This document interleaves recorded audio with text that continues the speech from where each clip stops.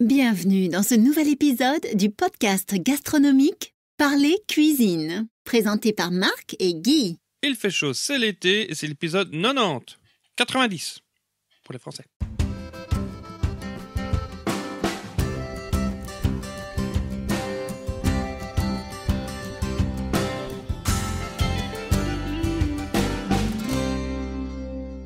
Bonjour à toi, chère auditrice et auditeur. Merci de nous retrouver pour ce nouvel épisode de Parler Cuisine. Au micro, c'est Marc et je vous retrouve avec Guy. Bonjour Guy. Bonjour Marc et bonjour à tous et à toutes. C'est l'été et cet été, on en a un beau là. Il fait chaud. Là, au moment où on enregistre, on arrive à la phase finale de la Coupe du Monde qu'on a bien regardé. D'ailleurs, j'ai pris un peu de retard sur la publication des épisodes justement parce que les trois équipes que je soutiens se retrouvent dans le dernier quart. Bon, ceux qui ne connaissent pas la Coupe du Monde et qui ne s'intéressent pas, tant pis pour vous. C'est peut-être la seule fois dans ma vie, tous les 4 ans que je m'intéresse un petit peu au football, donc je m'intéresse un peu. Enfin, je suis un petit peu pris dans le feu de l'action. Dans l'ambiance. Dans l'ambiance, d'autant plus que voilà, venant de Belgique, la Belgique se retrouve en demi-finale, on est tout fou. La France est en demi-finale et donc j'ai toute ma famille française qui est toute folle. Et donc on n'arrête pas de se jeter des pics à travers les réseaux sociaux. Et puis j'habite en Angleterre et puis là tous mes voisins autour sont tout fous parce que les Anglais sont aussi en demi-finale. Donc voilà, on n'est pas là pour parler de foot. D'ailleurs, il y a d'excellents podcasts de foot que je vous invite à écouter si vous voulez en savoir un petit peu plus sur le sujet. Juste pour vous dire que voilà, comme il fait chaud et que on a des raisons de faire la fête et de se réjouir, qu'est-ce qu'on fait? J'ai vu beaucoup d'Anglais faire tout simplement des barbecues avant le match. Comme ça, on se retrouve entre amis, on ramène des bières, on ramène des viandes, on grille tout ça sur le barbecue et on sort les sauces, on sort les bols de salade et on fait repack justement parce que quand on a des températures de 27-28 degrés dehors jusqu'à 30-32, chose qui est inattendue ici, on en profite. On aurait tort de ne pas le faire d'ailleurs. Et donc en Angleterre, on en profite et d'ailleurs les gens sont un petit peu, reviennent un petit peu d'aller au pub voir leur match favori parce que tu sais ce qui se passe, on a une pénurie de bière parce que ça c'est trop chaud. Non, c'est pas qu'il fait trop chaud, c'est que il y a une pénurie de CO2 sur toute l'Europe. Donc le CO2 c'est le gaz carbonique qui est utilisé dans le circuit de la bière, notamment pour En tout cas, c'est lui qui fait pression pour faire monter la bière dans les tuyaux. Hein. Voilà. Quoi qu'en Angleterre, je crois qu'il y a encore pas mal de pubs avec des pompes manuelles. Hein. Oui. Mais on utilise le CO2 pour conserver la bière. Donc, quand on le met en fût, oui, tout à fait. On remplace l'air par le CO2 et puis on gazifie la bière qui a besoin d'être pétillante. Et surtout, on utilise les bonbonnes de bière, les bonbonnes de CO2 pour connecter au fût. Comme ça, le fût qui est à la cave, il y a la bière qui remonte quand on pousse la pression. Non, c'est tout ça pour dire que je suis retombé sur un reportage de l'INA sur la télévision française qui disait. C'était en 1975, donc en 1975, parce que c'est en France, où on disait que pour tenir la canicule, il fallait boire de la bière. Enfin, en tout cas, c'était très bon. Dans le Nord, il y avait une canicule à l'époque, et les gens s'en sortaient très bien en buvant de la bière. Et donc, c'est quelque chose qui tombe sous le sens en Belgique, c'est presque indispensable. Disons que ça, c'est le bon sens populaire de ceux qui veulent justifier qu'ils boivent de la bière quand il fait chaud. En réalité, chacun sait que ce qu'on élimine, c'est pas de la bière, c'est de l'eau. Donc, ce qu'il faudrait bien sûr boire, c'est de l'eau, voire des jus de fruits un petit peu salés, comme le jus de tomate ou le jus de légumes, par exemple, qui va un petit peu, je dirais, limiter la perte en sels minéraux, parce que quand on transpire et qu'on boit de l'eau pure, on se déminéralise un petit peu, hein, parce qu'à la fois on va transpirer des sels minéraux et on urine aussi des sels minéraux. Donc, ce qu'il faut, c'est s'hydrater. Maintenant, celui qui aime s'hydrater avec de la bière, c'est très bien. Mais n'oublions quand même pas qu'on appelle la bière le pain liquide et qu'il y a quand même des calories dans la bière, qu'il y a également de l'alcool dans la bière. Donc, ça donne le bide. Hein. Je dirais, pour des adultes majeurs et vaccinés, tout va bien. Maintenant, des enfants, on va quand même pas les abreuver à la bière depuis l'âge de 5-6 ans. Oui, donc, mais il y a une époque à l'école, on mettait de la bière sans alcool, hein, ou il y avait 2-3 degrés d'alcool. C'était la bière brune, hein, qui était très sucrée. La bière de table, la fameuse bière de table. Moi, j'ai encore connu ça à l'époque. Moi, je l'ai connu aussi. Et alors, ce qui était dérangeant, c'est que jusqu'à la fin de l'école primaire, on avait droit à la bière brune. Et à partir de la première année du secondaire, donc on va dire 13 ans à peu près, on n'avait plus droit à la bière brune, qui était pour les plus petits. On avait de la bière blonde, qui était moins sucrée, mais qui était déjà une bière plus d'adulte. Maintenant, évidemment, c'est tout à fait rigoureusement interdit de servir des boissons alcoolisées, même faiblement alcoolisées aux enfants. C'était le bon temps, voyez-vous. Tout C'était fout le le camp. cas. Bref, la saison de l'été est aussi bon. Revenons un petit peu donc sur on est dans une série de saisons d'été où on parle des barbecues. Et aujourd'hui, justement, Guy, tu vas nous parler d'un sujet qui te tient à cœur. Qui est de rigueur pour les barbecues, mais ce sont les produits d'accompagnement. Et ici, on va parler des beurres aujourd'hui, et ce sera même le cas dans l'épisode suivant, parce que je vous ai concocté toute une série de petites recettes comme ça pour des beurres. Et les donner toutes sur un seul épisode, ce serait un peu trop long. Des beurres pour accompagner les barbecues. Tu vas nous en dire un petit peu plus, mais avant ça, oui. Je tenais à préciser 2-3 petites choses. Déjà, on a toujours promis à nos auditeurs qui pouvaient nous envoyer leurs questions, et nous avons reçu une question. Mais avant ça, je voulais remercier François Xavier qui s'est abonné à Tipeee pour 5 € par mois. Merci à toi de soutenir ce podcast, justement. Ça va nous permettre d'alléger un petit peu notre portefeuille par rapport à tout ce que ça nous coûte. Donc merci à toi infiniment du fond du cœur. C'est vrai que nous avons beaucoup de frais à ce niveau-là. Oui, d'autant plus qu'on vous réserve une surprise pour l'été. Mais bon, ça, ce sera une surprise. J'essaie de retrouver l'email qu'on a reçu, voilà, de Fix, qui nous envoie une question. Bonjour Marc et Guy. Il y a beaucoup de persil en ce moment. Lorsque j'achète mes légumes, on me propose une énorme botte de persil.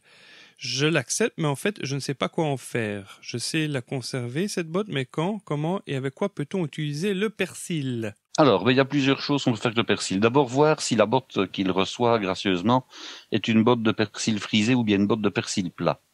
Alors, qu'est-ce qu'on peut faire ? Le persil, il se congèle quand même assez facilement. Haché de préférence, sans problème. On peut même le congeler, je vais dire en feuilles ou en petits bouquets si c'est le persil frisé. Et puis après, une fois qu'il est congelé, on n'a plus qu'à enlever. Donc, il faut le garder dans un Tupperware à récipient hermétique. Ça ne se garde pas non plus des mois. Ça se garde maximum 3 mois. Une herbe fine.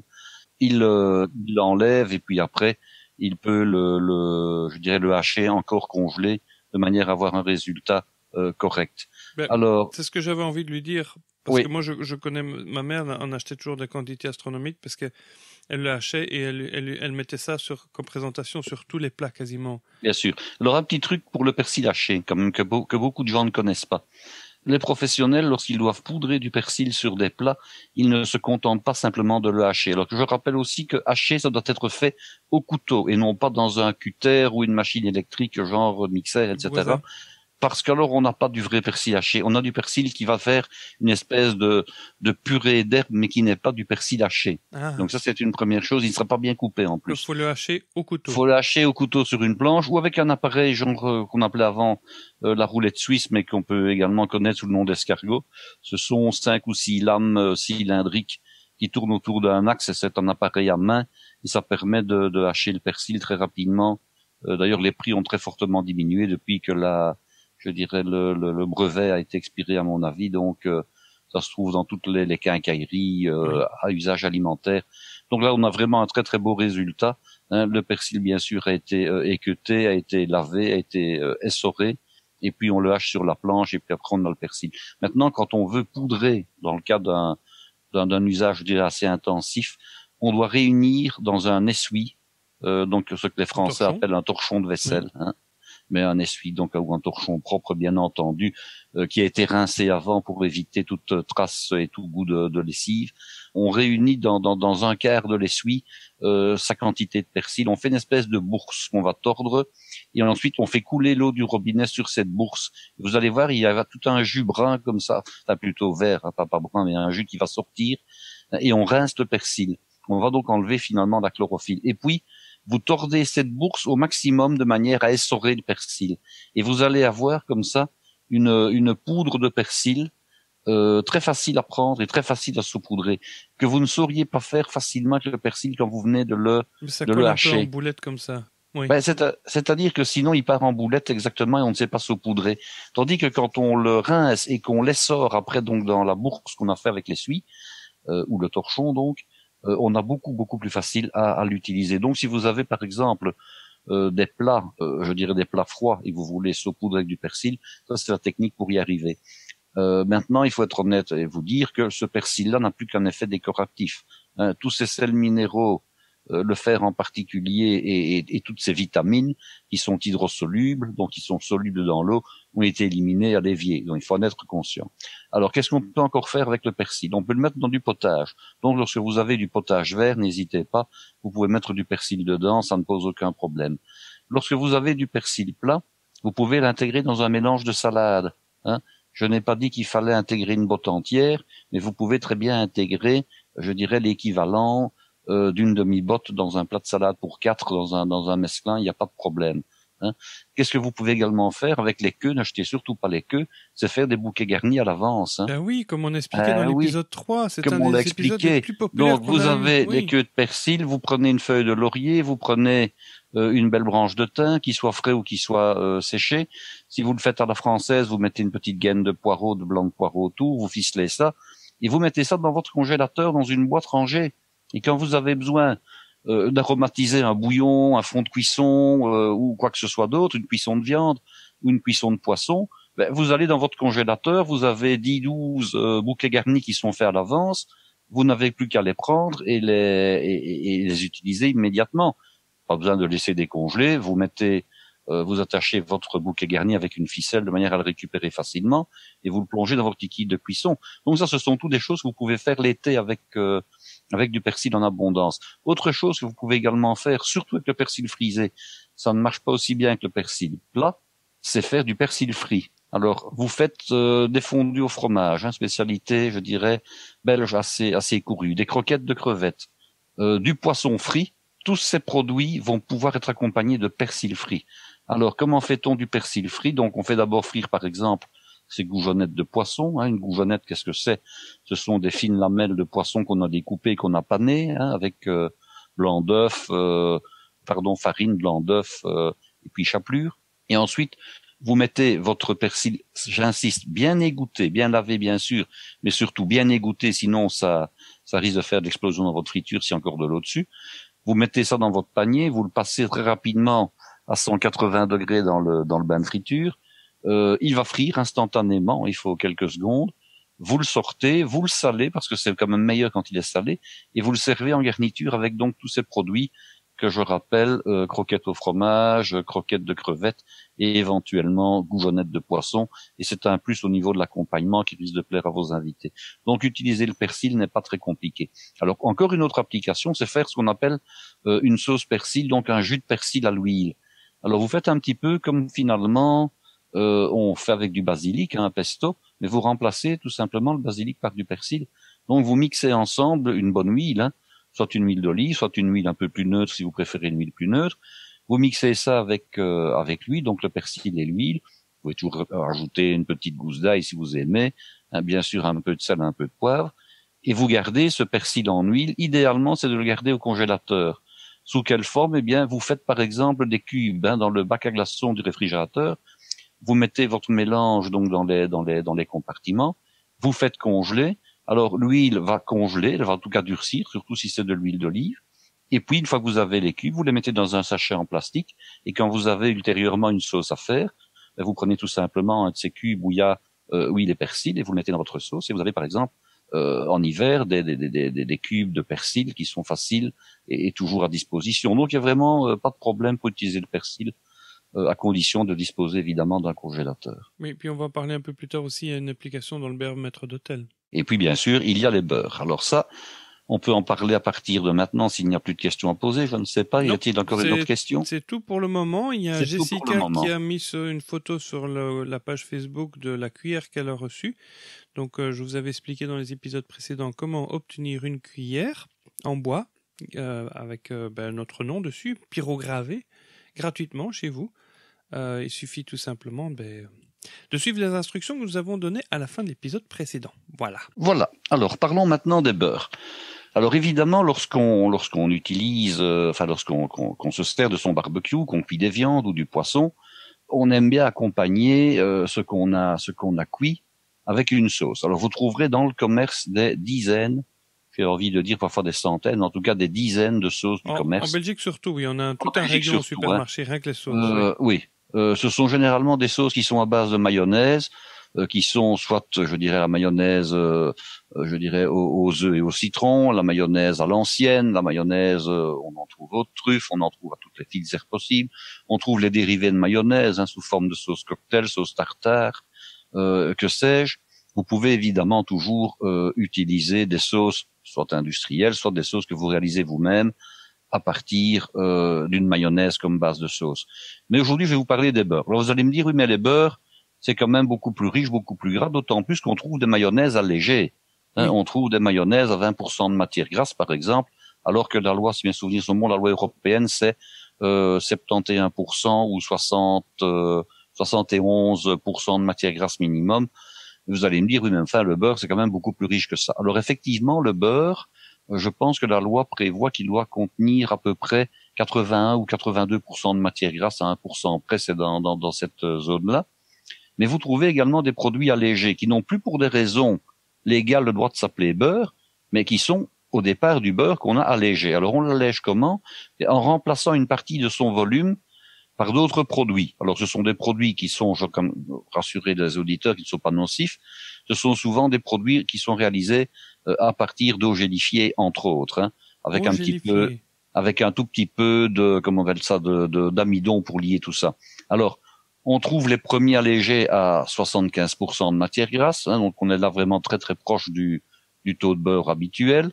Ensuite, il y a les beurres qui sont mis allégés à 41% de matière grasse.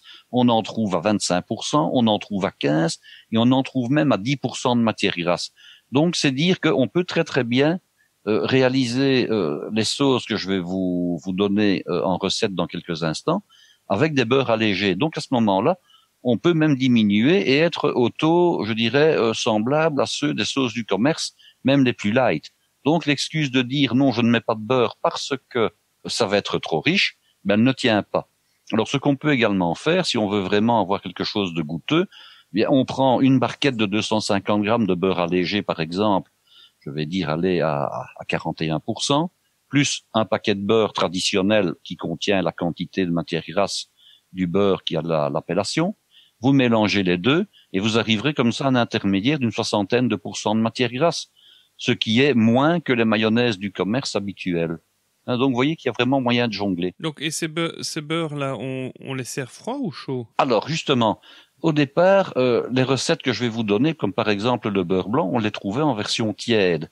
Mais on peut également, et c'est souvent le cas quand même pour les barbecues, trouver les beurres en version froide. Et là, il y a plusieurs possibilités. Je vais vous les expliquer de manière générale. Moi, je connais la tranche de voilà. beurre maître d'hôtel qu'on met sur l'entrecôte, qu'on peut trouver dans toutes les brasseries en Belgique. Exactement. Alors, les recettes que je vais vous donner, ce seront des recettes avec des ingrédients. Mais la technique, à savoir faire le boudin que vous allez mettre au réfrigérateur ou au congélateur et couper en tranches, ou éventuellement faire des rosaces que vous allez dresser avec une poche à douille et que vous allez garnir et que vous allez également mettre au congélateur.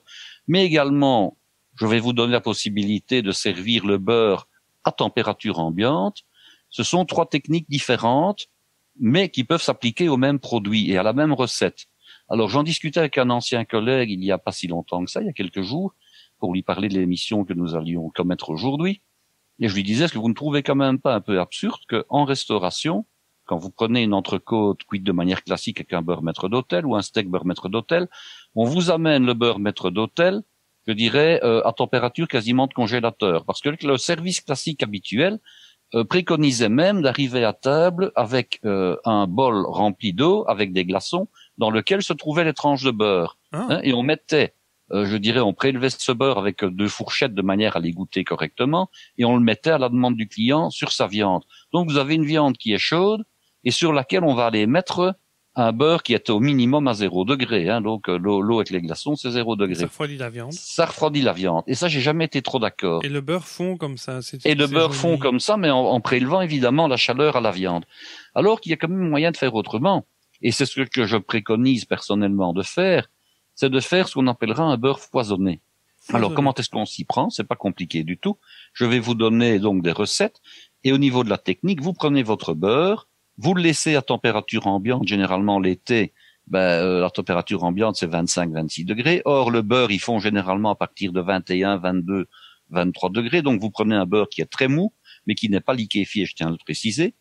et puis vous le battez avec un petit mixeur dans un récipient. Vous le battez jusqu'à ce que vous le fassiez doubler de volume. Donc il va vraiment blanchir, il va foisonner. Donc en fait, vous allez incorporer de l'air dans la quantité de beurre que vous avez. Donc vous allez incorporer l'air dans le beurre, et le beurre va monter en volume dans votre récipient. Là, vous n'avez plus qu'à lui ajouter les ingrédients que je vais vous donner. Bien sûr, vous rectifiez l'assaisonnement et vous gardez ce beurre à température ambiante. Et vous le servez en saucière exactement comme si vous aviez de la mayonnaise à servir. Donc vous allez avoir à ce moment-là un beurre qui va avoir évidemment le goût du beurre, le goût des herbes, le goût des aromates que vous allez mettre. Vous allez le déposer à la cuillère sur votre viande, mais il ne va plus prendre des calories à la viande, ou en tout cas très peu. Il va fondre directement, sans donner comme ça cette impression de manger une viande qui devient froide rapidement. Ah, donc ça va maintenir la viande chaude. Alors, si maintenant vous voulez le faire de manière tout à fait traditionnelle, à ce moment-là, vous prenez votre beurre en pommade, vous ajoutez les ingrédients, les épices et les choses que je vais vous indiquer, vous mettez ce beurre à la cuillère sur une feuille de plastique, de film plastique, de type film à emballer les aliments. Vous essayez de faire un boudin, vous serrez convenablement le boudin, un peu comme les boudins que vous achetez dans le commerce. Il y a donc ces boudins de beurre maître d'hôtel ou bien de beurre à l'ail qu'on trouve facilement dans le commerce. Vous serrez convenablement le boudin, un peu comme un caramel que vous auriez emballé. Vous le mettez au réfrigérateur ou bien même carrément au congélateur, et vous avez vos boudins de beurre qui sont faits. Et si vous préférez les manger, les utiliser, durs et froids, il n'y a pas de problème, la recette ne varie pas. C'est la technique qui va varier, mais pas les produits que vous allez mettre dedans. Et quel est l'intérêt de faire foisonner? L'intérêt de faire foisonner, c'est que vous allez alléger le beurre et que vous allez lui donner davantage de volume. Est-ce que ça le rend plus tartinable? Ah ben ça, il est frigo-tartinable de cette manière-là, évidemment. Oui. Il va de soi que les beurres qu'on appelle frigo-tartinables et qu'on trouve dans le commerce, ce sont des beurres qui ont été foisonnés de cette manière-là, donc mécaniquement. On a incorporé de l'air, ce qui fait qu'à température de réfrigérateur, donc de, on va dire 5 degrés à peu près, vous pouvez les prélever au couteau et les étendre sur une tranche de pain sans faire des trous à votre tranche. Oui. Donc, parce qu'ils ont été foisonnés.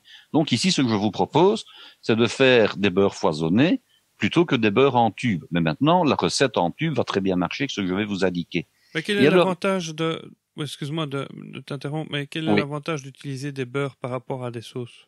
C'est que, on n'a pas la même chose. Personnellement, je trouve que les sauces de type mayonnaise et dérivés, ça marche très très bien pour tremper des frites dedans, par exemple. Mais j'ai un peu de scrupule à mettre, par exemple, sur ma viande, une sauce à base de mayonnaise, parce que, je n'aime pas trop ni le goût, ni ce que ça donne non plus, voilà. Alors, déjà, premièrement, il y a des œufs dans une Maintenant, mayonnaise. chacun fait ce qu'il veut, évidemment, Maintenant, c'est des œufs crus dans la mayonnaise. Ce sont des œufs crus dans la mayonnaise, exactement. Donc ça conserve moins longtemps que les beurres. C'est-à-dire, non, pas spécialement. Ce qu'il y a, c'est que, d'un point de vue gastronomique, quand on prend une sauce, industrielle ou maison à base de mayonnaise, on la met dans son assiette à côté de sa viande, mais pas sur sa viande. Et puis on coupe un morceau de viande et on le trempe dans la sauce en question. Tandis que lorsqu'on utilise un beurre, on met le beurre sur la viande et on voit le beurre qui fond et qui imprègne la viande, de ses odeurs et de ses arômes. La démarche n'est pas exactement la même au niveau de la manière de manger, tout simplement. Et donc, ce que tu nous donnes là, ce sont des beurres qu'on peut utiliser avec toutes les viandes cuites, pas seulement au barbecue. Je vais évidemment signaler quand c'est un beurre qui va plutôt s'adresser à une viande blanche, à une viande rouge, éventuellement à un poisson, à un crustacé. Il est évident que sur le principe, tous les goûts sont dans la nature. Maintenant, si je vous donne un beurre aux algues avec de l'eau d'huître dedans, du jus d'huître, ça va peut-être aller un petit peu moins bien avec un blanc de volaille, il faut quand même bien le concéder. Oui, ok. Ça va? Alors, il y a la troisième manière de présenter les beurres, j'ai déjà vu ça d'un point de vue professionnel. C'est une fois que vous avez, donc là, il ne faut pas faire foisonner, il faut simplement mélanger comme si vous faisiez un beurre en tube, mais vous le dressez sur un film plastique que vous avez étiré sur une plaque que vous pouvez mettre après au congélateur, et vous faites de belles rosaces. Vous faites des rosaces à la poche à douille, comme si c'était de la crème au beurre, tout simplement. Quand vous faites ça, évidemment, tous vos ingrédients que vous allez ajouter au beurre doivent être très fins. Pas question d'avoir, disons, des tranches d'échalote, sinon ça ne passera pas, ça va boucher le cône, la douille de votre poche. Donc, vous réalisez des rosaces, et puis l'intérêt, c'est de les garnir. Alors, c'est de les garnir comment? En rajoutant sur la rosace, l'un ou l'autre des éléments que vous avez utilisés pour aromatiser, pour personnaliser votre beurre. Vous congelez. Hein. Le seul bémol, c'est que ça va être très joli lorsque vous allez les présenter, mais s'il fait très chaud, ils vont très rapidement ramollir. Donc les rosaces vont être difficiles à prendre. Donc vous êtes quasiment obligé de les garder et de les présenter également dans un récipient avec des glaçons. Sinon, très rapidement, vos rosaces de beurre vont fondre et vont se transformer en une chose que vous ne saurez même plus prendre, même pas que la cuillère à café. Donc c'est une manière jolie de présenter, mais qui est, je dirais, peut-être un petit peu plus réservée aux professionnels, parce qu'il y aura le service qui va être appliqué avec l'eau, les glaçons, etc. Chose qu'on fait quand même rarement chez soi. Oui, ok. Voilà, donc tout ça étant dit, je pense que tout le monde a compris les deux ou les trois manières de faire les choses. On va commencer par les classiques. Alors j'ai donné, et vous aurez le document. Je regarde. Oh là oui, tu nous as préparé un document. On va le partager avec au moins les gens qui sont sur notre liste email. Je vois 50. On va le partager. La seule chose que je tiens à vous dire, c'est que j'ai répertorié les beurres un petit peu par type de famille, mais il y en a qui sont sur plusieurs familles. Hein. Bon, il y a en tout cas les classiques, et puis il y a les beurres herbacés et condimentés, puis il y en a d'autres, vous verrez. Il va de soi que le premier dont on va parler, qui est le beurre maître d'hôtel, c'est un beurre classique, mais c'est également un beurre herbacé puisqu'il y a du persil dedans. Donc c'est un classement tout à fait personnel qui n'est pas, je dirais, qui n'est pas coulé dans le bronze. On peut très bien faire passer un beurre d'une catégorie dans une autre sans aucun problème, mais ce n'est pas très grave. Hein. Je vais vous laisser expliquer un à un. Alors, vous avez parlé, Marc, tout à l'heure, du grand classique des beurres. Hein. C'est le fameux beurre maître d'hôtel. Alors, on l'appelle beurre maître d'hôtel. Pourquoi? Parce que jadis, dans les grands hôtels où il y avait des brigades en salle, des brigades en cuisine, c'est un beurre qui était réalisé à l'office par les maîtres d'hôtel et par le personnel de salle. Ce n'était pas normalement un beurre qui était réalisé en cuisine. Maintenant, dans la pratique, les préparations de salle, d'office, se sont raréfiées parce que le personnel de salle, progressivement, est devenu, je dirais, moins apte à faire ce genre de choses. Il se cantonne de plus en plus, malheureusement, à servir les assiettes que la cuisine leur prépare. Oui. Donc, le beurre, bien souvent, était réalisé par les cuisiniers à un poste qui s'appelait tout simplement le garde-manger. Hein, c'est un poste où on traitait les produits froids qui étaient servis au restaurant. Alors maintenant, c'est un beurre qu'on trouve très facilement dans le commerce. Hein, il y a une marque irlandaise de beurre qui en fabrique. Hein, donc, c'est vraiment le beurre passe partout. Alors, de quoi est-il composé ce beurre maître d'hôtel? Eh bien, tout simplement de beurre, de persil haché, un peu de jus de citron, du sel et du poivre. Alors, vous mélangez tout ça ensemble. Alors, au niveau des quantités, eh bien, pour 250 grammes de beurre, vous avez, je dirais, l'équivalent d'une cuillerée à potage de persil haché. Vous avez l'équivalent d'à peu près un demi jus de citron. Je donne des proportions, je dirais, très souples. Hein. Vous pouvez très bien les faire varier. Du sel et du poivre selon votre goût. Si vous utilisez un beurre qui est déjà salé ou mi-salé, attention évidemment, quand vous assaisonnez, de ne pas remettre trop de sel, sinon c'est immangeable. Vous le mettez soit en rouleau, soit que vous avez fait foisonner votre beurre, et il n'y a plus qu'à le servir, donc c'est très facile. Alors vous avez le fameux beurre blanc. Alors le beurre blanc... Excuse-moi, avant de continuer, juste une question qui traverse l'esprit. Est-ce qu'on foisonne d'abord et après on mélange les ingrédients, ou bien on foisonne Évidemment, on foisonne d'abord, et on ajoute les ingrédients après, ça va de soi. Hein. Est-ce qu'il y a un risque si je foisonne trop longtemps que ça se dissocie, comme j'ai par exemple avec la crème fraîche? Pas du tout. Ok, pardon. Voilà. Et alors, le fait de foisonner, l'avantage, c'est que vous pouvez foisonner modérément ou foisonner, je dirais, à l'extrême. Hein. Plus vous allez foisonner, plus vous allez incorporer d'air, et plus votre sauce, parce qu'il s'agit d'une sauce dans ce cas-ci, va être, je dirais, légère. Hein. Ok.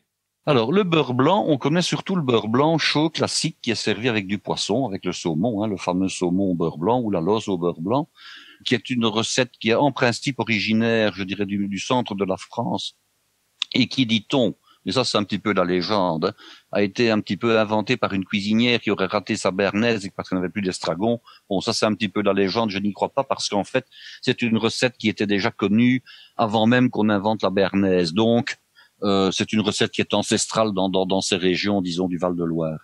Alors, on va garder la même technique, hein, donc toujours le beurre foisonné, une échalote ciselée. Alors, une échalote ciselée, qu'est-ce que c'est? C'est ce qu'on appellerait communément une échalote hachée, mais ici, elle est plutôt taillée dans les 3 dimensions avec un couteau, je dirais, bien affûté. On va faire réduire cette échalote avec du vin blanc et un petit peu de vinaigre de vin blanc, du sel et du poivre. Alors, on va faire réduire, alors moi, je vais vous donner mon petit truc, hein. Quand on fait un beurre blanc traditionnel, on fait réduire ça dans une sauteuse et puis après on monte cette réduction avec du beurre en parcelle qui est froid. Ici, vous n'allez pas faire la même chose. Vous allez utiliser votre micro-ondes, c'est quand même le plus facile. Hein. Vous mettez votre échalote ciselée dans un récipient en plastique qui peut aller au micro-ondes et qui est surtout couvrable. Vous ajoutez un petit peu de sel, vous ajoutez un petit peu de poivre, vous ajoutez le vin blanc et vous ajoutez le vinaigre de vin blanc. Vous mettez au micro-ondes et puis vous faites réduire jusqu'à ce qu'il n'y ait quasiment plus de jus, hein, qui est que le vin blanc et le vinaigre soient bien réduits.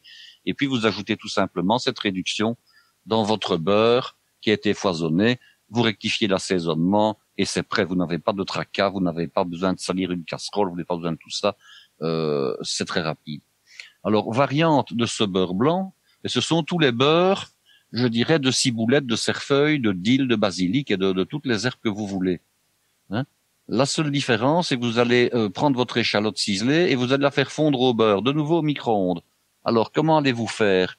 Mais vous prenez votre échalote, un petit peu de sel et vous mettez un tout petit peu de beurre dessus, de manière à ce que l'échalote ne soit pas toute seule pour cuire au micro-ondes, sinon elle risque de brûler. Une fois que votre échalote a cuit pendant l'équivalent d'à peu près 1 minute, hein, ça dépend un petit peu de la puissance du micro-ondes, vous la sortez, vous mélangez avec une cuillère à café, vous vérifiez si l'échalote est cuite ou pas, et vous remettez 15 ou 20 secondes de manière à la cuire entièrement. De nouveau, vous ajoutez à ce moment-là dans votre beurre foisonné, vous ajoutez un petit trait de jus de citron pour relever le goût. Et je dirais même que si vous servez ce beurre blanc avec du poisson qui est son usage habituel, vous pouvez très bien ajouter un tout petit peu de glace de poisson. Alors, je me permets quand même de citer une marque parce que là, sinon, on va me dire que je ne donne pas les bonnes sources. Et nous n'avons vraiment aucun sponsoring de leur part, donc on peut le faire, je dirais, gracieusement. J'ai déjà parlé comme ça des produits de chez Nestlé. Ils ont une glace de viande, une glace de volaille, une glace de poisson et une glace de crevettes qu'ils vendent dans des petits pots de à peu près, je dirais, 250-300 grammes comme ça. Ce sont des produits que je trouve extraordinaires parce que vous en mettez une cuillère à café pour 4 personnes et vous avez une sauce ou un plat qui se sublime. Donc ici, dans ce cas-ci, si vous devez servir que ce soit votre beurre blanc ou bien votre beurre d'herbe avec un poisson, n'hésitez surtout pas. C'est la gamme chef dont tu parles. La gamme chef, oui. N'hésitez pas à mettre. On trouve que dans les magasins pour professionnels, ça. Oui, mais dans les épiceries fines, ça se trouve sur Internet également. Hein.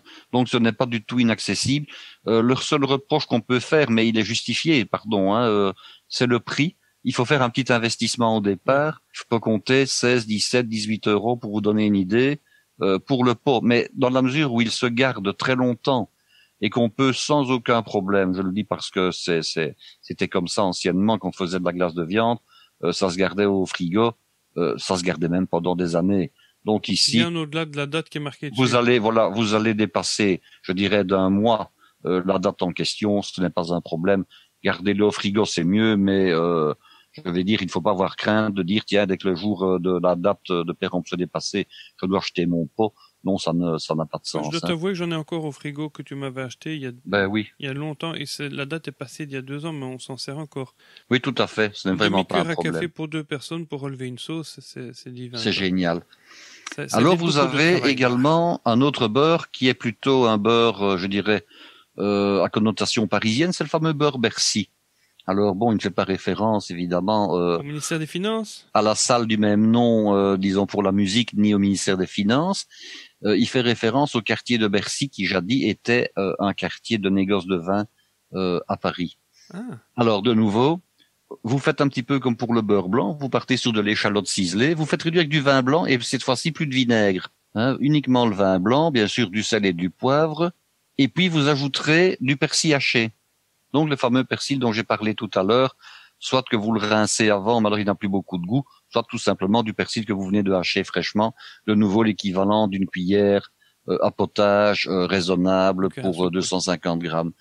Voilà. Et ça, c'est un beurre qui va accompagner sans aucun problème, je dirais, les poissons, mais également les viandes. Alors sur le document, j'ai mis pour viande rouge, mais il accompagne aussi bien les viandes blanches, pourquoi pas du poulet, par exemple, l'escalope de poulet grillé, peut très bien être accompagné d'un beurre Bercy, mais sa raison d'être au départ, c'est quand même pour le poisson. Hein. Et puis, puisqu'on a le beurre à l'échalote et au vin blanc, il y a son petit frère, je vais dire, qui est le beurre à l'échalote et au vin rouge, voilà, qui est un beurre marchand de vin. Alors, il existe une sauce marchand de vin, et je vais vous dire que pour réaliser tous ces beurres, je dirais ici, je me suis quand même inspiré des sauces classiques chaudes traditionnelles, en gardant, je dirais, comme base le beurre, et puis en mettant les ingrédients de garniture de toutes ces sauces. Donc le beurre marchand de vin, vous prenez de nouveau une échalote, émincée, vous allez fondre au beurre, de nouveau au micro-ondes, hein. Et si vous voulez, vous pouvez même faire ça, disons, dans un petit récipient sur le feu, de manière à avoir une petite coloration. Ça, c'est vraiment votre choix. Alors, si vous comptez le mettre à la poche à douille, évidemment, vous faites ça avec de l'échalote ciselée. Si maintenant, c'est tout simplement pour faire ça avec une saucière et du beurre foisonné, simplement émincer l'échalote, ce sera suffisant.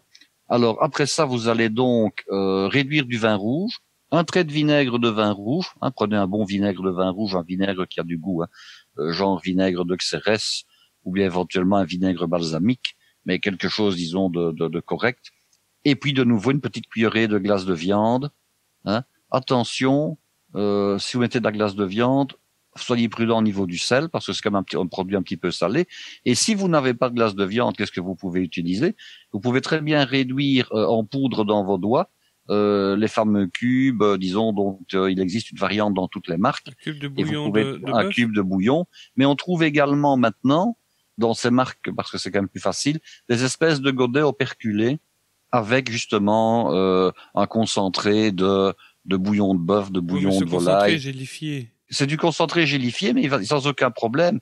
Il va sans aucun problème se mélanger avec votre beurre au batteur. Vous n'aurez aucun problème pour l'incorporer. Donc, si vous ne voulez pas faire les frais d'acheter de la glace de viande, je dirais de la marque que je viens de citer et au prix que je vous ai à peu près indiqué, vous pouvez très bien utiliser ces fameux petits godets operculés et qui sont très très faciles d'accès dans n'importe quel commerce maintenant. En effet. Et très démocratiques, voilà. Donc ça c'était les classiques. Alors maintenant, on va regarder ce qu'on peut faire comme variante avec tous ces beurres. Hein. Donc on a cité les beurres donc de basilic, de dill, de ciboulette, etc. Vous avez également le beurre aux fines herbes. Alors les fines herbes, qu'est-ce que c'est dans la cuisine classique française? Elles sont au nombre de 4. Il y a le persil, il y a le cerfeuil, il y a la ciboulette et l'estragon. Vous allez tout simplement hacher finement les 4 fines herbes que je viens de vous citer. Vous les mettez dans votre beurre foisonné, un petit trait de jus de citron ou un petit trait de vinaigre de vin blanc. Alors vous personnalisez de nouveau avec glace de volaille, glace de poisson, glace de crustacé, glace de viande si vous le souhaitez. Ce n'est pas une obligation, mais vous pouvez le faire. Et forcément, ce sera utilisable pour les viandes blanches, les poissons, les crustacés. Donc, si vous faites par exemple une langouste grillée ou un homard grillé, vous pouvez très bien utiliser cette variante de beurre aux fines herbes dans laquelle vous avez mis un petit peu de glace de crevette, par exemple. Alors maintenant, on peut faire une variante un petit peu différente, qui serait le beurre printanier. Vous faites la même chose, mais vous ne mettez pas d'estragon. Par contre, vous allez me mettre là-dedans des blancs de jeunes oignons ciselés fondus au beurre. Donc, ce n'est pas compliqué du tout. Vous prenez ce qu'on appelle en France des cives. Hein, vous émincez finement la partie blanche et jaune très clair de vos cives. Vous allez les mettre de nouveau dans un petit récipient avec un petit peu de beurre et un petit peu de sel au micro-ondes. Vous les faites tout simplement cuire. Hein. Cuire combien? Eh bien, de nouveau à peu près l'équivalent d'1 minute. Vous allez ajouter un tout petit peu de tomates séchées que vous allez hacher finement. Et de nouveau, vous personnalisez avec vos glaces de viande, volaille, crustacés, si vous le souhaitez. Oui. Et c'est pour accompagner? Ah ben forcément, si vous avez mis de la glace de poisson, c'est pour accompagner du poisson. Si vous avez mis de la glace de volaille, c'est pour accompagner du poulet. Et si vous avez mis de la glace de viande, c'est pour accompagner, disons, une viande rouge de type steak, de type entrecôte, ou éventuellement une viande blanche de type viande de porc, par exemple. En effet, mais à la place de la glace de viande, est-ce que je pourrais récupérer du jus de cuisson? On peut très bien récupérer du jus de cuisson à condition qu'il n'y en ait pas trop et qu'il ne soit pas trop liquide. Parce que ce qui risque de se passer, c'est que lorsque vous allez mettre, je dirais, un certain volume de liquide dans le beurre, vous risquez, disons, de le faire tourner à ce moment-là. Hein? C'est la raison pour laquelle c'est mieux de mettre soit un fond réduit gélifié comme ceux qu'on trouve dans le commerce, ou éventuellement une cuillère de glace qui, elle, disons, va amener beaucoup de goût sous un très petit volume. Ok. Et puis, il y a le fameux beurre à l'ail qu'on trouve dans le commerce, donc ça, ce n'est pas compliqué du tout à faire. Hein. Et là, il y a vraiment beaucoup de chemin pour y arriver. Comment tu l'as appelé, là? Le beurre aillé. Donc, j'ai mis le qualificatif, mais c'est en fait le beurre à l'ail. Oui. Donc là, il y a vraiment beaucoup de chemin pour y arriver. Soit on part de gousses d'ail fraîches, soit on part d'ail, je dirais, que l'on trouve dans le commerce sous une forme ou sous une autre. On peut éventuellement partir avec de l'ail qu'on a cuit, qu'on a blanchi de manière à enlever un petit peu le feu. Hein. Donc, quelles sont les possibilités? On trouve de l'ail en purée dans le commerce, une espèce de pâte qu'on trouve comme ça dans un tube comme du dentifrice, donc prête à l'emploi. Soit on fait sa purée d'ail frais soi-même. Hein. Nous avions acheté dans une exposition, je dirais, type art ménager, nous avions acheté des petites assiettes, ça vient de Provence, hein, et elles sont munies de toutes petites dents. Et lorsqu'on passe une gousse d'ail fraîche sur la petite assiette en question, eh bien, on a une espèce de purée d'ail qui se fait très très facilement. Donc ça peut être une solution. Alors on peut également utiliser de l'ail en poudre ou bien de l'ail semoulette. Alors la différence entre l'ail en poudre et le semoulette, c'est que le semoulette est une granulométrie un petit peu plus grosse. Mais on peut aussi utiliser de l'ail confit du commerce. Alors l'ail confit, ça se trouve très facilement et on s'en sert maintenant pour les apéritifs. Ce sont des gousses d'ail qu'on a blanchies à plusieurs reprises, qu'on a ensuite fait macérer dans de l'huile et on les vend maintenant.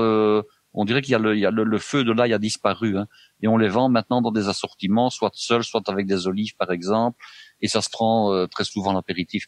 Donc vous pouvez très bien utiliser ces gousses d'ail là que vous allez hacher finement et les mettre dans votre beurre. Vous complétez ça c'est vraiment une option, avec un trait de jus de citron ou bien un petit peu de vinaigre de vin blanc et du persil finement haché. Alors ça, c'est un beurre qui va convenir sans même qu'on mette de glace de viande quelconque, aussi bien pour les viandes, pour les poissons, pour les crustacés, pour les viandes blanches, pour les viandes rouges. Donc là, vous n'êtes vraiment pas obligé de mettre de la glace de viande dans ce beurre aillé. Mais là, ça va à peu près avec tout, non? Ben justement, voilà, hein, en fonction de vos goûts. Oui, mais alors si je veux un beurre qui soit spécifique uniquement pour les poissons? Ah ben, il y a moyen d'en faire, hein. Alors, on trouve maintenant déjà dans le commerce des beurres qui sont commercialisés tels quels, qui sont des beurres d'algues. Alors ici, moi, je vous propose, c'est de faire un beurre d'algues aux huîtres. Il y a deux possibilités. Soit vous achetez le beurre qui est déjà avec les algues et vous n'aurez plus qu'à mettre du jus d'huître. Soit vous achetez vos algues en flocons. Et on trouve comme ça dans des petits récipients saupoudreurs des algues déshydratées. Généralement, il y a de 3 sortes différentes. Il y a une variété qui est verte, une variété qui est plutôt orangée, il y a une qui est pourpre. Hein, on trouve ça, disons, dans les épiceries fines. Donc, vous travaillez votre beurre, bien entendu, en pommade. Vous ajoutez les algues, donc en poudre, si elles ne sont pas déjà dans le beurre que vous avez acheté. Et ensuite, de la sauce d'huître. Alors, la sauce d'huître, qu'est-ce que c'est? C'est une sauce un peu épaisse, un petit peu brune qu'on trouve dans les magasins de type oriental, dans les épiceries orientales. Ah, oyster sauce, oui. Mais c'est une sauce, je dirais, entre le noir et le brun, un petit peu épaisse comme ça. Et vous pouvez en mettre une cuillère dedans. Attention au sel et au poivre, surtout au sel. Maintenant, vous pouvez très bien remplacer donc cette sauce d'huître du commerce par du jus d'huître. Je ne le mets pas dans le document. Mais quand on lit la manière de nettoyer des huîtres, on dit souvent, nettoyer les huîtres, donc les ouvrir, jeter le premier jus, hein, et puis après, les huîtres vont refaire un jus dans les 10 minutes, et on ne garde pas le premier. Je trouve quand même toujours très dommage de jeter le premier jus, parce que finalement, il a toujours du goût également. Donc, quand vous avez l'opportunité d'ouvrir des huîtres, hein, eh bien, n'hésitez pas. Vous récupérez ce jus, vous le passez au pasté pour enlever les choses indésirables, les bouts de coquilles qu'il pourrait y avoir ou autre chose, et vous le mettez au congélateur et vous pouvez très très bien utiliser ce jus d'huître, quitte à le faire réduire un tout petit peu de manière à ce qu'il ne soit pas trop gros en volume.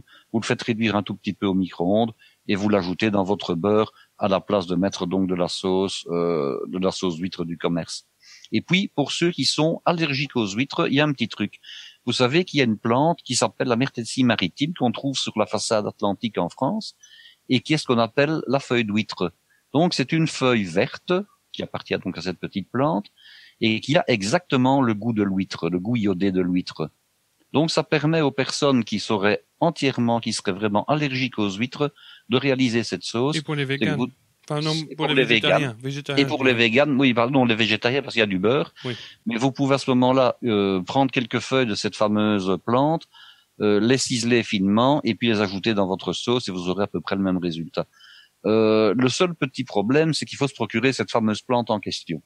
Alors, l'idéal, comme on ne la trouve quasiment plus à l'état sauvage vu qu'elle a été pillée, c'est d'en avoir un pot. Donc, il faut s'entendre avec un pépiniériste ou un herboriculteur quitte à ce qu'il en fasse la commande spécifique, et vous procurez 1 ou 2 petits pots de cette fameuse herbe d'huître qui est quand même assez intéressante. Mais ça se cultive dans son jardin?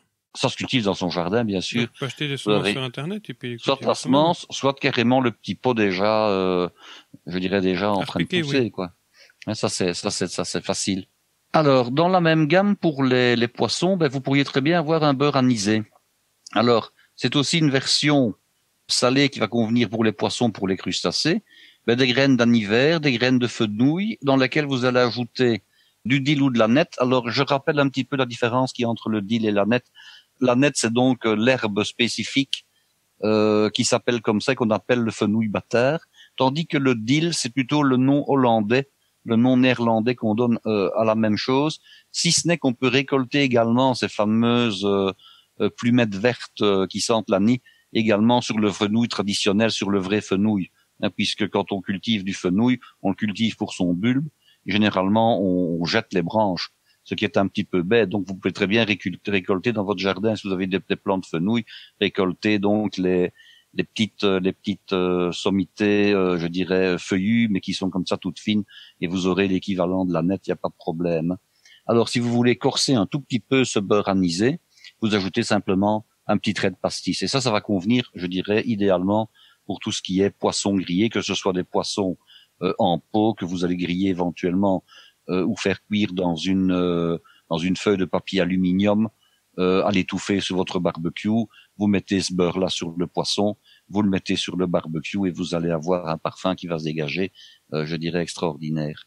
Si vous voulez maintenant faire un beurre de crustacé, alors ce n'est pas compliqué. Il y avait une méthode classique pour faire du beurre, par exemple du beurre d'écrevisse. Il fallait utiliser les carcasses qu'on récupérait des homards, des écrevisses, des étris, etc. On faisait une espèce de bouillon et on mettait énormément de beurre qu'on mélangeait. On mettait ça au frigo, le beurre remontait.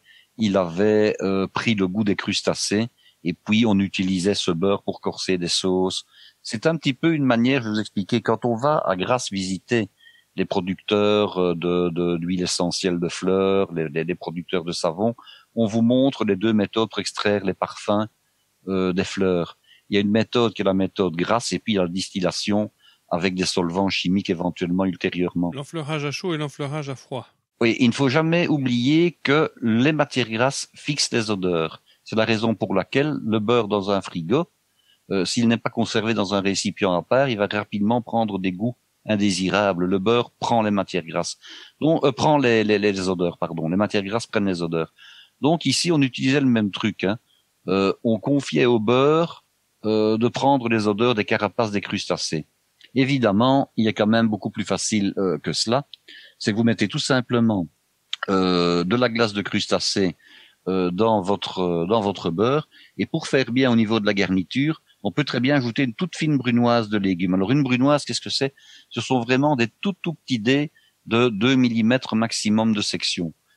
Des petits dés de carottes, des petits dés d'échalotes, des petits dés de céleri blanc en branches que vous allez tailler très très finement, que vous allez faire fondre au beurre de nouveau au micro-ondes, bien entendu, pour gagner du temps. Vous pouvez ajouter, pour donner une petite coloration, une cuillère à café de concentré de tomate, bien sûr, du sel et du poivre. Et là, c'est un beurre qui va accompagner sans aucun problème tout ce qui est langouste, brochette de scampi, homard grillé, tous les crustacés vont vraiment être heureux avec ce beurre-là. Alors, une variante de ce beurre que je viens de citer, ce serait un beurre aux aromates. Alors, un beurre aux aromates, vous remplacez tout simplement la glace de crustacés par du safran en poudre et éventuellement un petit peu de safran en fil. Donc, vous gardez la base de petites brunoises de légumes. N'oubliez pas que vous pouvez toujours corriger un tout petit peu au niveau du goût en mettant un petit trait de jus de citron, un tout petit trait de vinaigre de vin blanc. Mais ici, vous remplacez donc la glace de crustacés par du safran. Et c'est une sauce qui va très très bien aussi aller avec vos poissons grillés et avec vos crustacés grillés. Et éventuellement même avec de la viande blanche de type poulet, mais pas avec une viande blanche de type porc. Mais le safran, c'est super cher. Le safran, c'est super cher. C'est la raison pour laquelle il n'est vraiment pas nécessaire d'en mettre beaucoup. Mais c'est très, très aromatique. Alors, on vend des petites capsules de safran, de véritables safran.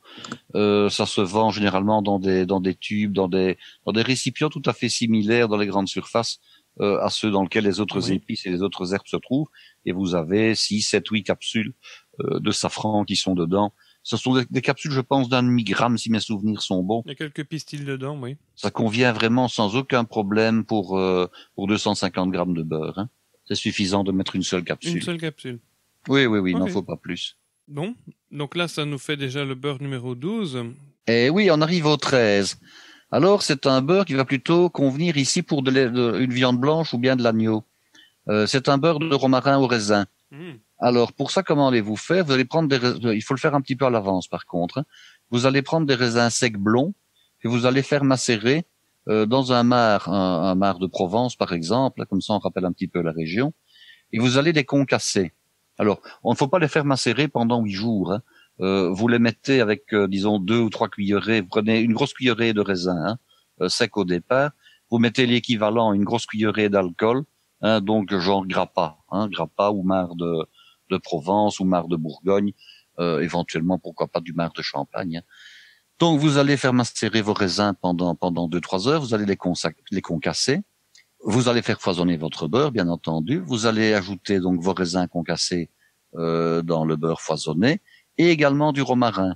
Alors du romarin, on peut le mettre soit sous sa forme séchée, mais le mieux c'est de le mettre sous sa forme fraîche. Surtout quand c'est l'été et qu'on trouve du romarin facilement en petits pots. Petite remarque, ne mettez pas trop de romarin. Le romarin donne un goût amer à tout ce qui en contient si on en met trop.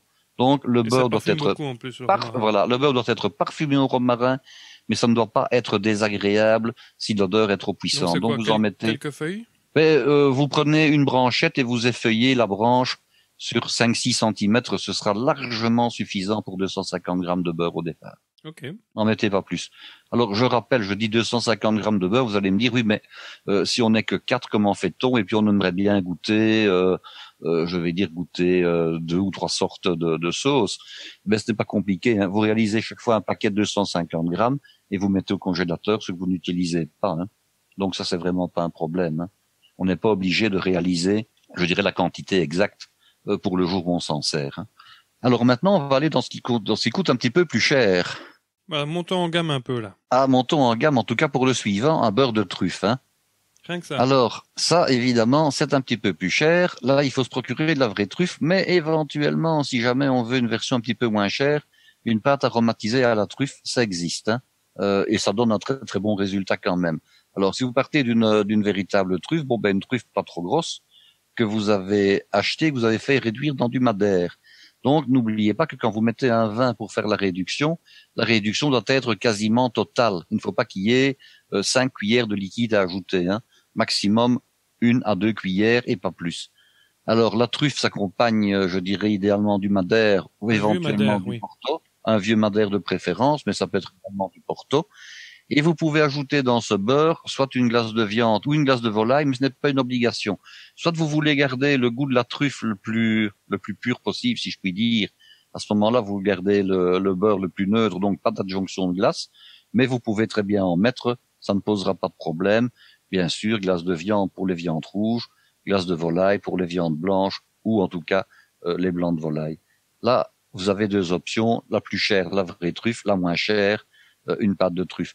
Vous pourriez également réaliser un beurre de truffe en mettant de la truffe blanche du Piémont, la truffe blanche d'Alba, mais là, c'est d'abord très confidentiel quant au fait de la trouver, et deuxièmement, c'est quand même extrêmement coûteux, donc là, je vais être honnête avec vous, à réaliser uniquement pour les grands soupers de prestige, si un jour vous recevez Monsieur Macron ou une Altesse Sérénissime. Hein.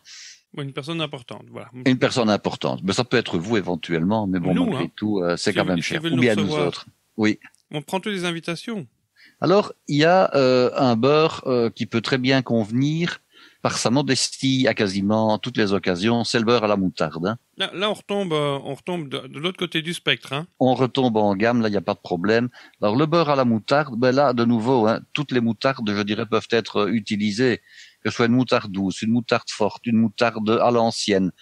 Si vous mettez une moutarde à l'ancienne, je vous suggère, c'est de ne pas mettre que de la moutarde à l'ancienne, parce que quelquefois, la moutarde à l'ancienne, type par exemple moutarde de Meaux ou d'Orléans, avec des gros grains. Parfois, il y a que des grains, et quasiment rien d'autre.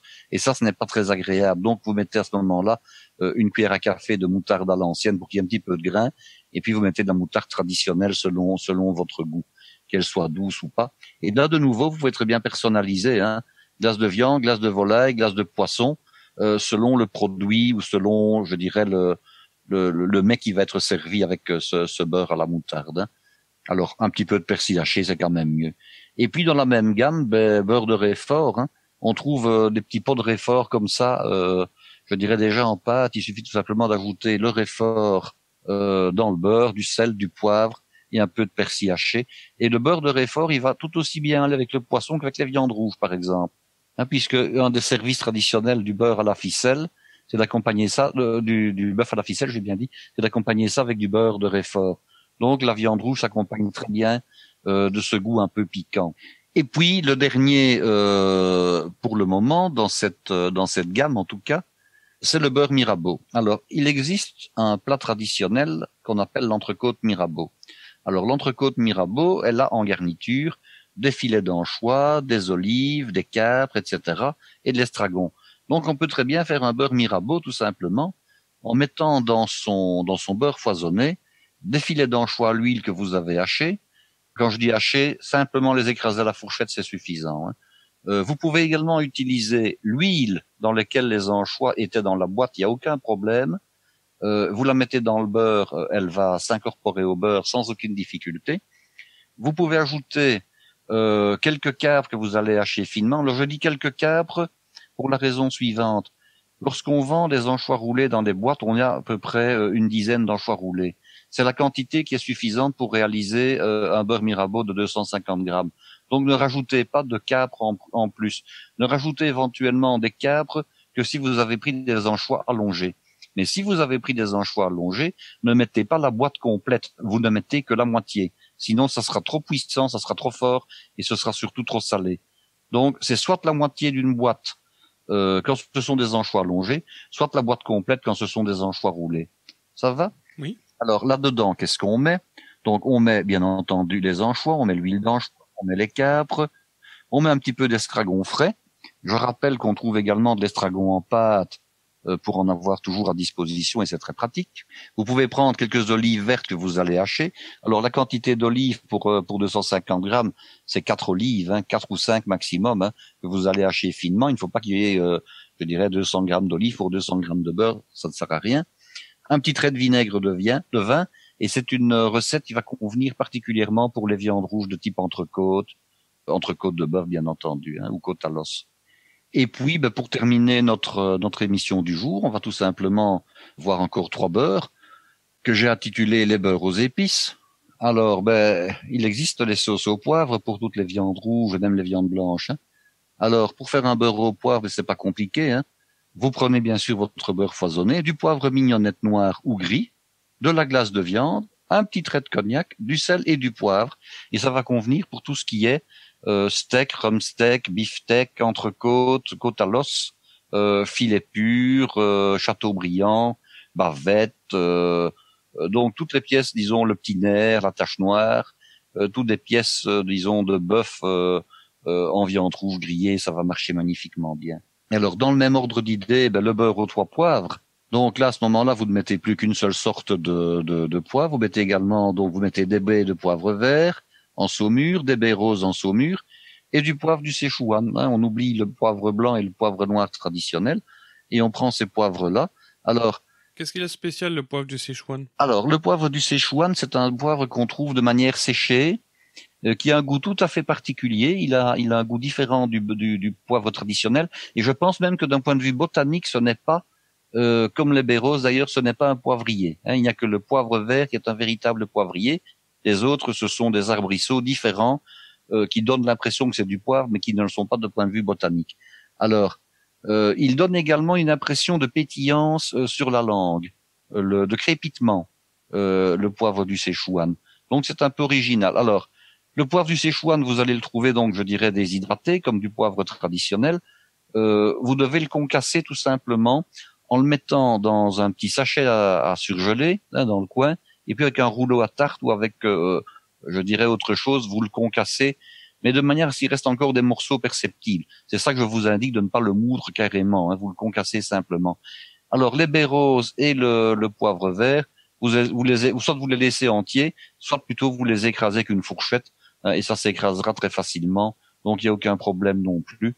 On trouve tous les deux baies roses et poivre vert en saumure dans le commerce, et ça se concasse très facilement pour, disons, les aplatir, pour ne pas que ce soit, disons, entier. Alors, vous ajoutez tout simplement donc vos 3 épices dans le beurre, sel, poivre, convient pour les viandes blanches, convient pour les viandes rouges, convient pour les poissons, convient pour les crustacés sans aucun problème. Et puis, le petit dernier pour la route, c'est un beurre qui va plutôt convenir aux poissons. C'est un beurre du riz. Alors là, vous allez prendre du riz DURY, c'est un nom propre. Vous allez prendre des échalotes que vous allez ciseler, les réduire au vin blanc ou au noilly, éventuellement au martini dry. Vous ajoutez le jus d'huître dont je vous ai parlé tout à l'heure, c'est-à-dire du jus d'huître que vous auriez gardé sous forme de glaçon dans votre congélateur. Vous le faites réduire. Vous ajoutez une petite pointe de curry, une petite pointe de poivre de Cayenne, du sel. Là, c'est un beurre qui va vraiment être adapté aux poissons, mais pas aux viandes, puisque vous avez mis un jus d'huître pour le personnaliser. Ok. Voilà, nous avons vu les 20 premiers beurres que vous allez pouvoir utiliser pendant l'été si vous le souhaitez, aussi bien pour toute une variété de produits. Hein. Donc j'ai dit viande rouge, viande blanche, volaille, poisson, crustacés, brochettes de toutes sortes. Vous êtes servi. En fait, j'ai 2 questions. En fait, ces beurres, si tu les foisonnes, ils se servent comme une sauce. Ils se servent à température ambiante, en saucière, et ils vont avoir la consistance, je dirais, d'une mayonnaise à peu près. Voilà, donc c'est une alternative à la mayonnaise, à la sempiternelle mayonnaise. Donc, parce que quand tu m'avais dit, je veux faire une émission sur les beurres, moi je m'attendais à voir le gros bloc de beurre, ou alors le boudin de beurre. Ah non, on peut l'avoir sous forme de boudin, mais ce n'est pas une obligation. Okay. Donc mon autre question, c'est où est-ce que tu as été pêcher toutes ces recettes? Je dirais dans mon petit cervelet comme ça. Tu les as pas pris sur Internet quelque part? Ah non. Bon, il y en a qui existent parce que bon, il est évident que l'entrecôte Mirabeau, qui est une préparation traditionnelle, c'est pas moi qui l'ai inventé. Oui. Okay. Par contre, le fait de dire je vais faire un beurre avec, bon, je ne dis pas que personne dans le monde n'a eu un jour cette idée-là, hein, parce que je ne vais pas non plus prétendre avoir créé la chose. Mais je me suis inspiré des sauces traditionnelles, par exemple le beurre au poivre noir. Bon, je me suis dit voilà, il y a une sauce qu'elle soit crème ou qu'elle soit tout simplement au jus, qui accompagne les pièces de bœuf. Comment je vais faire pour transposer ça dans un beurre? Donc j'ai réfléchi un petit peu et c'était quand même pas trop compliqué d'y arriver finalement. Donc ça, ce sont des sauces qu'on peut servir à n'importe quel moment de l'année avec des viandes. Oui, mais à ce moment-là, je vais dire que bon, si par exemple au mois d'octobre, on ne fait pas un barbecue, mais qu'on fait une viande qui est poêlée, donc qui est cuite, je dirais directement dans de la matière grasse sur le fourneau, on va réaliser plutôt la sauce de manière traditionnelle. Hein, c'est-à-dire une sauce à base de jus de viande. On ne va pas servir un steak au poivre avec un beurre au poivre. On va tout simplement faire la sauce traditionnelle. Maintenant, si vous faites par contre une pierrade, hein, et ça se fait quand même souvent pendant les fêtes de fin d'année, là vous pouvez de toute façon à ce moment-là réutiliser des beurres comme je viens de les expliquer. Ah oui. Parce que ce sera original. Et moi, une petite question pratique. Oui, et surtout, vous allez avoir des invités qui vont vous demander, mais bon, tu as acheté ça où finalement? Ah oui. Ça impressionne.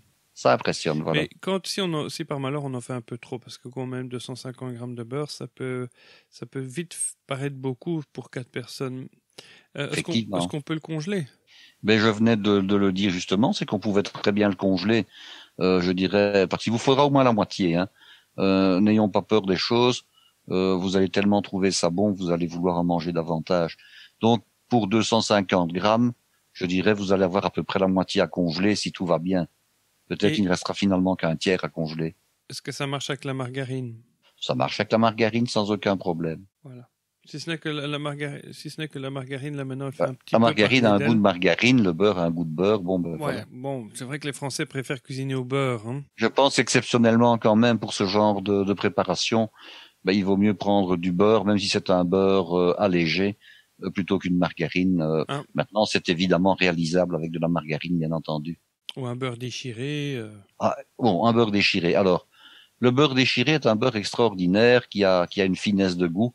Je pense quand même que réaliser ce genre de recette avec du beurre déchiré, c'est un peu dommage d'un point de vue, je dirais tout simplement financier, parce que ce ne sera pas mauvais évidemment, hein, mais parce que le goût typique du beurre déchiré, vous n'allez pas vraiment le retrouver, étant donné que vous avez ajouté des herbes, des aromates, des épices. De la truffe. Il vaut mieux, par exemple, garder le beurre déchiré pour le mettre à table et s'en servir pour mettre sur le pain et en profiter, ou éventuellement avec le plateau de fromage, plutôt que de l'utiliser pour faire tout simplement des beurres d'accompagnement pour des grillades. Voilà, donc c'était des recettes inédites pour la plupart. Certaines sont en tout cas à mon avis inédites parce que j'ai quand même été un petit peu voir sur internet ce qu'on racontait et je n'ai pas vraiment vu de recettes de beurre comme ça, je dirais aussi variées, aussi poussées. Voilà, rien que pour vous. Alors, tu nous as présenté 20 beurres cette fois-ci. Il y en a il y en a suffisamment pour remplir l'épisode prochain et où tu nous en présenteras 30. Une trentaine la fois prochaine. Une trentaine qui sont inspirés de sauces. Qui sont inspirés de sauces, et puis j'ai un petit peu laissé cours à mon imagination. Alors si c'est trop d'en présenter 30, on en présentera 20, et puis de nouveau 10 pour l'épisode d'après. Non, on va en faire 30, mais juste que cette fois-ci, tu as répondu à une question qui, justement, je trouve, était une bonne introduction. La question de Fix à propos de son persil. Et j'espère que ça servira à beaucoup de gens. N'hésitez pas à prendre du persil, justement, pour en faire des beurres, entre autres. Et, non, parce que je parcours il y a quand même pas mal de recettes où il y a le persil qui entre dans la composition. Hein. Ah oui. C'est extraordinaire, ça. Donc, ça tombe à point nommé. Donc, il faut savoir que la question nous est arrivée avant même que Guy me présente ce truc de beurre. Donc, en fait, c'est arrivé de deux façons totalement indépendantes. Comme quoi, parfois, les choses arrivent au bon moment. Bon, ben, je crois qu'il va être temps de se quitter, là, non ? Oui. Tu voulais rajouter quelque chose ? Pas pour aujourd'hui. Voilà. Donc, je voulais juste remercier tous ceux qui nous ont écoutés. Merci. Merci donc d'avoir passé ce moment en notre compagnie. C'est toujours un plaisir de pouvoir agrémenter vos petites oreilles. Moi, ça m'a donné faim cet épisode. Hein.